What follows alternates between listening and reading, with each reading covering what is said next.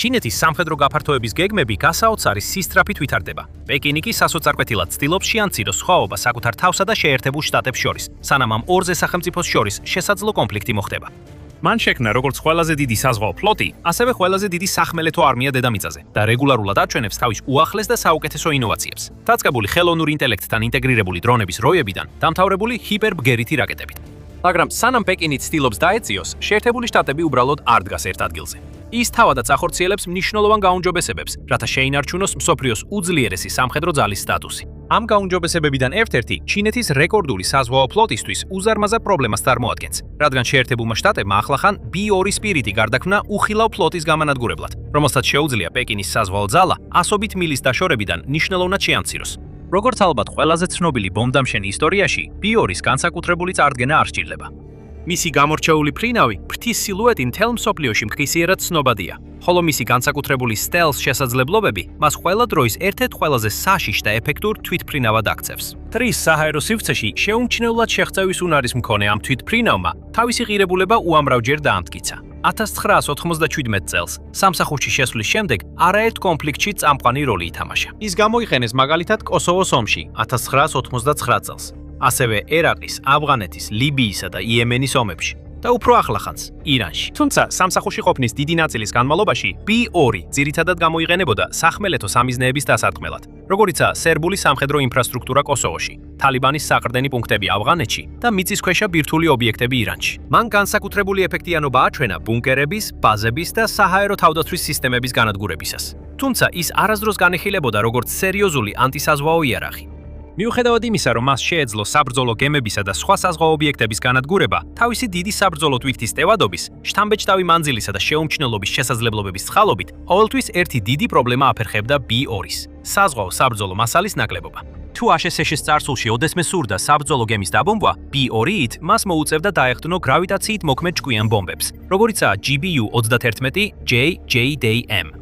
და თუ B2-ის სურდა მოძრავი საბრძოლო გემის დაზიანება JJDM-ით, მას თითქმის პირდაპირ მიზნის თავზე მოუწევდა გადაფრენა, სანამ საბრძოლო ტვირთს ჩამოაგდებდა. მიუხედავად იმისა, რომ B2-ის აქვს ასეთი თანამედროვე სტელს ტექნოლოგიები, მტრის ხომალდებთან ასე ახლოს ფრენა, მაინც წარმოუდგენლად სარისკენლად სარისკო მანევრი იქნებოდა, რაც შეიძლება ბომბდამშენი რადარებისა და ინტეგრირებული საჰაერო თავდაცვის სისტემებისთვის ხილული გახადოს. გარდა ამისა, მიუხედავად იმისა, რომ ისინი წარმოუდგენლად ზუსტია ფიქსირებულ სამიზნეებზე, JJDM-ებს არ გააჩნიათ საჭირო კომპონენტები, როგორიცაა ინფრაწითელი დამიზნების თავი და აქტიური რადარის სისტემები, რათა ზღვაში მყოფი მტრის ხომალდების აქტიური თვალთვალი და დამიზნება შეძლო. ამ შეზღუდვების გამო B2 ძირითადად უკანა პლანზე გადაიყვანეს საზღვაო სამიზნეების წინააღმდეგ მისიებში და მის ნაცვლად გამოიყენებოდა ისეთი თვითფრინავები, როგორიცაა B1B Lancer. თუმცა 2025 წელს აშშ სამხედროებმა სიტუაცია შემოატრიალეს. ტესტი ჩატარდა დაახლოებით აპრილის ბოლოს, ეგლინის საჰაერო ძალების ბაზასთან, ჩრდილო-დასავლეთ ფლორიდაში, სადაც B2 ბომბდამშენმა ჩამოაგდო 500 ფუნტიანი Quicksink-ის სის საზღვაო იარაღი. Quicksink არის მოდიფიცირებული JJDM, რომელიც სპეციალურად საზღვაო სამიზნეებთან გასამკლავებლადაა შექმნილი. მისი მუშაობის პრინციპი საოცრად ეფექტურია. პირველ რიგში სამიზნე იდენტიფიცირდება, როგორც წესი საზღვაო საპატრულო და სადაზორო თვითფრინავების დახმარებით, მაგალითად P8 Poseidon-ის მსგავსი თვითფრინავით, რომელიც შემდეგ გადასცემს სამიზნის კოორდინატებს დარტყმის თვითფრინავს, როგორიცაა B2 ბომბდამშენი. შემდეგ ბომბდამშენი უახლოვდება სამიზნეს და ზემოდან აგდებს საბრძოლო ტვირთს. ზუსტად ისე, როგორც სტანდარტული JJDM, Quicksink-იც ეყრდნობა თავის ჩაშენებულ GPS-სა და ინერციულ სანავიგაციო სისტემებს, რათა მიემართოს სამიზნის ბოლო ცნობილ მდებარეობისკენ. როგორც კი ის მიაღწევს მოქმედების არეს, ბომბის ღია სისტემების არქიტექტურის WOSA-ს ინფრაწითელი გამოსახულების მაძიებელი ერთვება, რათა დაეხმაროს მას სამიზნეზე დამიზნებაში. ის სკანირებს მიმდებარე ტერიტორიას, ეძებს ხომალდს იმავე ზომებითა და თერმული სიგნატურით, როგორცაც ესვრის. შემდეგ კი რეალურ დროში ასწორებს კურსს, რათა მიხვეს ხომალდ მოძრაობისას. მაგრამ Quicksink-ი უბრალოდ არ ეჯახება სამიზნის გვერდს, ან არ უტყამს მას ზემოდან. ამის ნაცვლად ის სინამდვილეში ჩადის წყალში ხომალდის გვერდით და იყენებს დაგვიანებული მოქმედების ფიუსს, რათა აფეთქდეს პირდაპირ კორპუსის გვერდით. შედეგად მიღებული აფეთქება წარმოქმნის დიდ დარტყმით ტალღას, რომელიც ჩვეულებრივ საკმარისად ძლიერია, რომ ხომალდის კორპუსი წყლიდან ამოიწიოს და მის ძირში ხვრელი გააკეთოს. ფაქტობრივად ის ამტრევს ხომალდის ზურგს, რაც როგორც წესი რამდენიმე წამში მის ჩაძირვას იწვევს. სწორედ ამიტომ ქვია quick-sinking. ეს იმ დროს დიდი ამბავი იყო. გენერალმა დევიდ ალვინმა აშშ-ში საჰაერო ძალების შტაბის უფროსმა X-ზე დაწერა. ჩვენ გამოვუშვით ახალი quick-sinking-ის იარაღი, რომელიც მნიშვნელოვნად ზრდის ჩვენს შესაძლებლობას დავარტყათ როგორც უძრავ, ასევე მოძრავ ზედაპირულ ხომალდებს. ეს ნამდვილად გარდამტეხი მოვლენაა თავდაცვის დეპარტამენტისთვის და ზუსტად ამას გულისხმობს პრეზიდენტი დონალდ ტრამპი, როდესაც ამბობს შვიდობა ძალის მეშვეობით. მან აშკარად გადაჭრა არსებული პრობლემა, რომ B2-ის არ შეეძლო ზღვაში მოძრავი სამიზნეების საიმედოდ განადგურება და ეს მნიშვნელოვანი განახლება იყო ბომბდამშენის შესაძლებლობებისთვის. თუმცა მაშინაც კი ზოგიერთი ექსპერტი აკვირდებოდა და კითხვის ნიშნის ქვეშ აკენებდა, რამდენად ეფექტური იქნებოდა quick-sinking ჩინეთის საზღვაო ძალების წინააღმდეგ, მათი უზარმაზარი ზომისა და თანამედროვე საჰაერო თავდაცვის შესაძლებლობების გათვალისწინებით.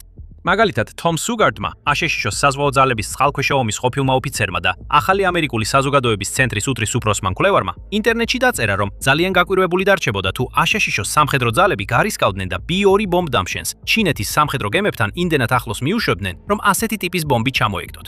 და დაამატა. 1000%-ად დარწმუნებულები ვართ, რომ მათი საჰაერო თავდაცვის სისტემები ვერაფერს შეამჩნევენ.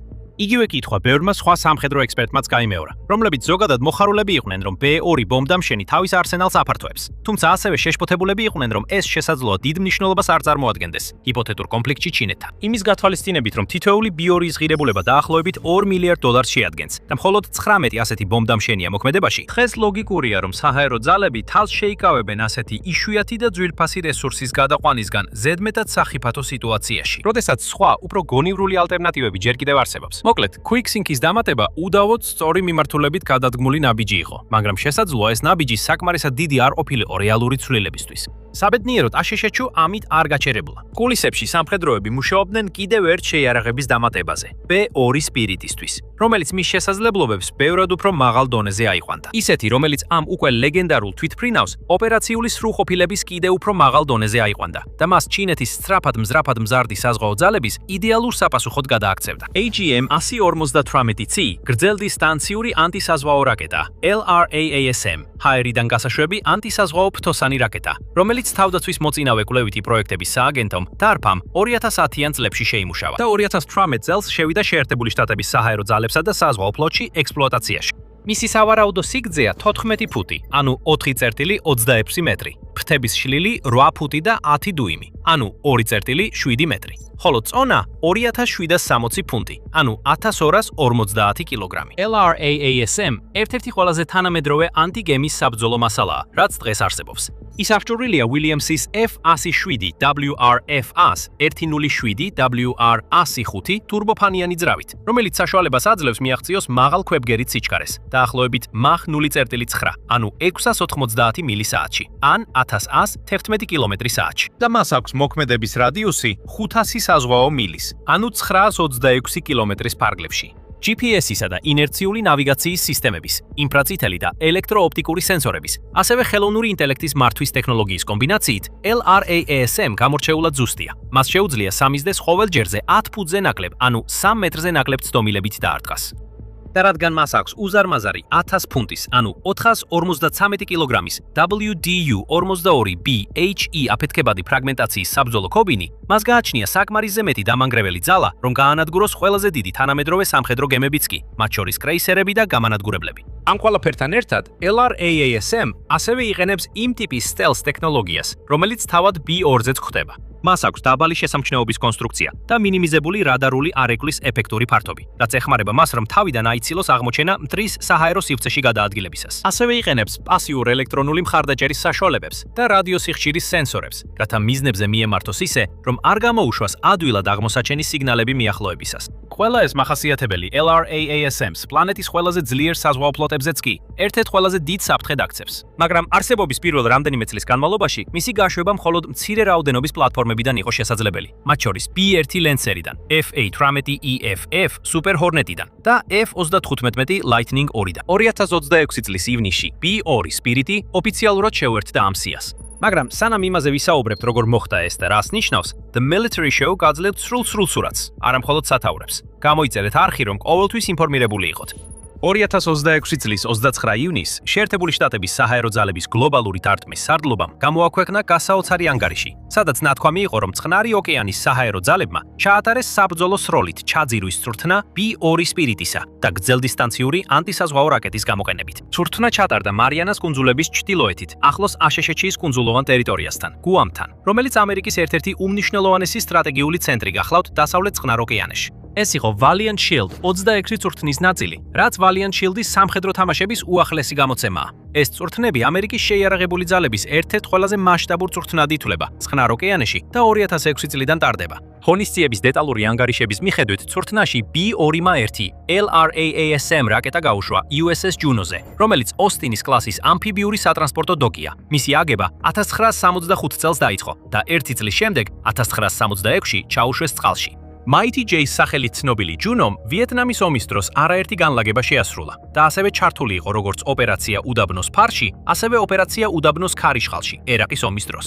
მრავალი ათწლეულის სამსახურის შემდეგ ეს ამფიბიური სატრანსპორტო ხომალდი ოფიციალურად ჩამოწერეს 2008 წელს, ხოლო 2026 წელს იგი შეარჩიეს სამიზნე ხომალდად, რომელიც უნდა ჩაძირულიყო Valiant Shield-ის პარკლებში. მას დაარტყა ჰარპუნის რაკეტა, რომელიც საზღვაო ძალების P8A პოსეიდონმა გაუშვა. ასევე ტორპედო, რომელიც იაპონური წყალქვეშა ნავიდან იქნა გაშვებული. გარდა ამისა, B2-ის LRAASM-მა და საბოლოოდ ჩაიძირა წყნარი ოკეანის მარილიან სიღრმეებში, სადაც აღარავის უნახავს. ეს B2-ისთვის დიდი წინსვლა იყო და ამერიკის შეერთებული შტატების პერსპექტივიდან ძალიან გამამხნევებელია იმის ნახვა, რომ ეს ტესტი წარმატებით დასრულდა. ეს ამტკიცებს არამხოლოდ იმას, რომ B2 შეიძლება LRAASM-ებით აღიჭურვოს, არამედ იმასაც, რომ მას შეიძლება ENDO, რათა ეფექტურად გამოიყენოს ისინი საზღვაო სამიზნეების გასანადგურებლად და გასაუნებელყოფად. და ეს იმდენად მნიშვნელოვანია, როდესაც საქმე ეხება აშშჩ-ს დახმარებას ჩინეთთან შესაძლო დაპირისპირებისთვის მომზადებაში. როგორც გენერალი Kevin B. Schneider-ი წყნარი ოკეანის საჰაერო ძალების სარდალი აღნიშნავს, B2-ის შთამბეჭდავი შესრულება ხაზს უსვამს აშშჩ-ს სამხედრო ძალების ერთგულებას ადაპტირებისა და მოქნილობის მიმართ, ახალი უსაფრთხოების გამოწვევების წინაშე. ანტისაზღვაო დარტყმის ოპერაციების პრიორიტეტად დასახვით,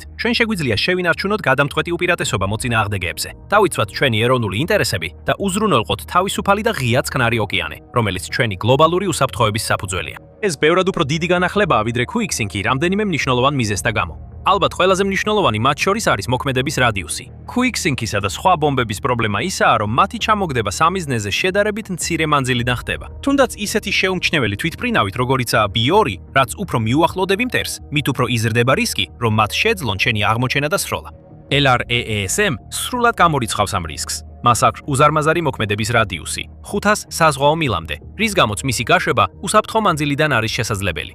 თეორიულად, მაგალითად, აშშ-ს საჰაერო ძალებს შეუძლიათ განათავსონ თავიანთი B2 ბომბდამშენების ფლოტი შედარებით უსაფრთხო ადგილებში. ასობით მილის დაშორებით ჩინეთის სანაპიროდან, სამხრეთ ჩინეთის ზღვის, აღმოსავლეთ ჩინეთის ზღვის, ან თუნდაც ფილიპინების ზღვის თავზე და გაუშვან LRAASM-ები პირდაპირ სახალხო განმათავისუფლებელი არმიის საზღვაო ძალების 3 სარდლობის შტაბიდან ნებისმიერზე, რომლებიც მდებარეობს ჩრდილოეთით ცინგდაოში, აღმოსავლეთით ნინგბოში და სამხრეთით ჯიანჯიანგში. რადგან B2 პრაქტიკულად უხილავია ჰაერში, ჩინეთის რადარებსა და თავდაცვას ძალიან გაუჭირდებათ ამ თვითმფრინავების აღმოჩენა, როცა ისინი მიახლოვდებიან. მას შემდეგ რაც დატოვებენ საბრძოლო ტვირთს, B2-ები სწრაფად დაიხევენ უკან, თვალის დახამხამებაში გაქრებიან და დაბრუნდებიან გუამზე ან სხვა ამერიკულ ავიაბაზებზე, როგორიცაა იაპონია, სამხრეთ კორეა და ინდოეთის ოკეანეში მდებარე დიეგო გარსია. რა თქმა უნდა, პრობლემა იმაშია, რომ რაკეტების ასე შორიდან გაშვება მტერს მეტ დროსა და შესაძლებლობას აძლევს რეაგირებისთვის, რათა საკუთარი რადარებითა და საჰაერო თავდაცვით აღმოაჩინოს და გააუნებელყოს საბრძოლო მასალა, მანამ სანამ ის მიზანს მიაღწევს. საბედნიეროდ, LRAASM-ი კარგად არის აღჭურვილი ამ გამოწვევის დასაძლევადაც. მისი დაბალი ხილვადობის stealth პროფილი მას საშუალოზე მეტ შანსს აძლევს, რომ გვერდი აუაროს, თუნდაც შედარებით მჭიდრო წვდომის შეზღუდვისა და საჰაერო უარყოფის ქსელებს. მაშინ, როცა მისი ავტონომიური შესაძლებლობები და პასიური სენსორების ტექნოლოგია ართულებს მის აღმოჩენას, როცა ის მიზნებთან ახლოვდება. ხშირად ეს რაკეტები არ ასხივებენ რაიმე მნიშვნელოვან აღმოსაჩენ სიგნალებს ფრენის ტერმინალურ ფაზამდე. ამ დროისთვის მტრისთვის უკვე ძალიან გვიანია რაიმე გააკეთოს. პეკინი მართლაც ამაყობს სოფლიოში ერთ-ერთი 4 ყველაზე თანამედროვე საჰაერო თავდაცვის სისტემებით. თუმცა მათი სანდოობა წარსულში კითხვის ნიშნის ქვეშ დადგა. ასე რომ შესაძლოა მათ მაინც შეძლონ ამ რაკეტებიდან ზოგიერთი აღმოაჩინონ და გაანადგურონ, სანამ ისინი სახალხო განმათავისუფლებელი არმიის სამხედრო გემებს შეეჯახებიან. თუმცა ექსპერტების შეფასებით B2-ის შეუძლია ერთდროულად 16-მდე LRAASM-ის გადატანა, მისი უზარმაზარი შიდა იარაღის გაყოფილებების წყალობით. ეს ერთ ბომბდამშენ საშუალებას მისცემს ერთდროულად 16 სხვადასხვა სამხედრო გემს საფრთხე შეუქმნას. ერთი ზალპი მთელი სახალხო განმათავისუფლებელი არმიის საზედაპირული საბრძოლო ჯგუფის განადგურებას შეძლებს.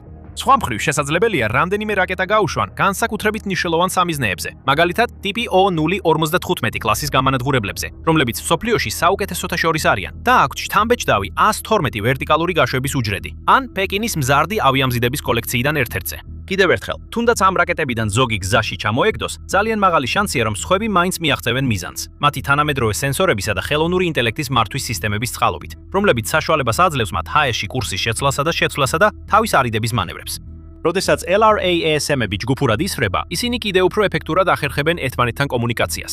უსაფრთხო მონაცემთა არხის მეშვეობით უზიარებენ ერთმანეთს ინფორმაციას, რათა ზუსტად დაარეგულირონ ფრენის მარშრუტები და აირიდონ მტრის თავდაცვა. ისინი ასევე იყენებენ ზღვის ზედაპირთან ახლოს ფრენის პროფილს ბოლო ეტაპებზე, რაც მათ კიდევ უფრო რთულად აღმოსაჩენს და გასანადგურებელს ხდის. და ინფრაწითელი გამოსახულების ტექნოლოგიის წყალობით, ისინი ასევე შეუძლიათ მტრის ხომალდების ყველაზე მოწყვლად ნაწილებზე დარტყმას, რაც ნიშნავს, რომ ყოველი წარმატებული მოხვედრა მაქსიმალურად ზრდის გემის ჩაძირვის შანსს. აშშ-ის თავდაცვის დეპარტამენტის სტატისტიკის მიხედვით, ჩინეთს დაახლოებით 370 საბრძოლო ხომალდი ჰყავს და მისი ფლოტი ყოველწლიურად იზრდება. პროგნოზით კი 2030 წლისთვის დაახლოებით 435 ხომალდს მიაღწევს. მაგრამ თუ ეს ფლოტი ამერიკულ B-2 ბომბდამშენებს დაუპირისპირდება, რომლებიც გრძელდისტანციური ანტიგემის რაკეტების სრული კომპლექტით არიან აღჭურვილი, მისი რაოდენობა წარმოუდგენლად სწრაფად შეიძლება შემცირდეს. და აშშ უკვე იღებს ზომებს, რათა კონდეს ამ რაკეტების საკმარისზე მეტი რაოდენობა, რომ საფრთხე შეუქმნას არა მხოლოდ ჩინეთის ფლოტის ნაწილს, არამედ მთლიანად მის საზღვაო ძალებს. 2026 წლის აპრილში, ახალი ამბების მიხედვით, ცნობილი გახდა, რომ საზღვაო ძალები თითქმის $1 მილიარდ დახარჯავდა LRASM-ის წარმოებაზე და ეს ერთჯერადი შემთხვევა არ იყო. ეს უფრო ფართო ტენდენციის ნაწილი იყო. საზღვაო ძალების 2026 ფინანსური წლის ბიუჯეტის მოთხოვნა მოიცავდა დაახლოებით $1 მილიარდ. 200 LRASM-ის შესაძენად, რაც მკვეთრი ზრდაა 2024 ფინანსურ წელს შეძენილ 81 რაკეტასთან შედარებით. უფრო ზუსტად რომ ვთქვათ, კონგრესში წარდგენილ 2027 ფინანსური წლის ბიუჯეტის მოთხოვნაში გათვალისწინებული იყო 167 ასეთი რაკეტის დაფინანსება, დაახლოებით $907 მილიონი ოდენობით. ეს ნიშნავს, რომ 3 წელია ზედიზედ ყიდულობენ მსოფლიოს ერთ-ერთ ყველაზე ეფექტურ ანტისაზღვაო რაკეტებს მნიშვნელოვან რაოდენობებში. ეს მკაფიო და ხმამაღალ სიგნალს უგზავნის პეკინს და ამერიკის სხვა მტრებს მთელ მსოფლიოში. არ აქვს მნიშვნელობა, რამდენი სამხედრო ხომალდს ააშენებთ, რამდენად დიდი იქნება თქვენი ფლოტი, ან რამდენ ძალასაც არ უნდა ცდილობდეთ ოკეანის გაღმა აჩვენოთ. ამერიკის შეიარაღებულ ძალებს ყოველთვის ექნებათ უპირატესობა.